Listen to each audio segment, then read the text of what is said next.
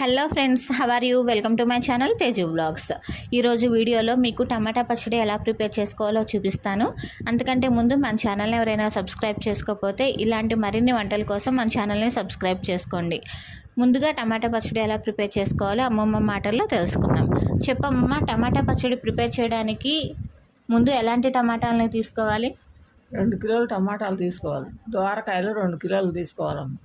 2 కిలోలు తీసుకొని అవి శుభ్రంగా కడిగి తుడిచి ఆరబెట్టుకోవాలి. తడి లేకుండా ఆరబెట్టుకోవాలి. తడి లేకుండా ఆరబెట్టుకొని శుభ్రంగా తడి అంతా పోయే వరకు ఆరబెట్టుకొని అవి కోసి డబ్బాలో ఉప్పు వేసి ఊరబెట్టుకోవాలి. ఒక రోజు అంత ఊరినాక మర్నాడు ఎండలో పెట్టి ఆ రోజు అంతా ఎండనిచ్చి సాయంత్రం పూట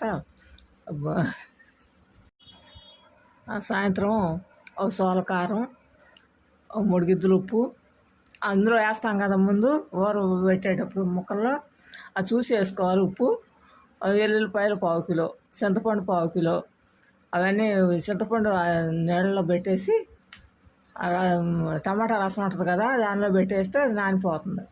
అప్పుడు కారం అన్నీ వేసి మిక్సీ పెట్టుకొని గ్రైండర్ చేసి వేసుకొని జాడీలో పెట్టుకుంటాం.